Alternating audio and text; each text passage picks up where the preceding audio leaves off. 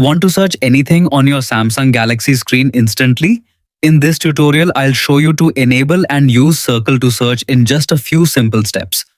First, open the Settings app on your phone. Scroll down and tap Display, then select Navigation bar. On supported Samsung Galaxy devices, you'll see the Circle to Search option. Tap it and turn the toggle on.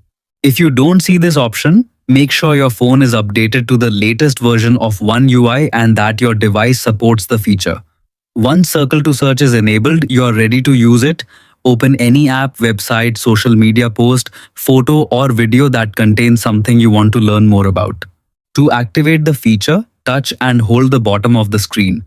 If you are using the traditional navigation buttons, press and hold the home button. If you are using gesture navigation, press and hold the navigation handle at the bottom of the display.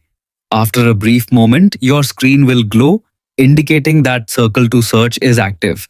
Simply draw a circle around the object, image, or text you want to search. You can also tap on the item or use your S Pen if your Galaxy device supports it.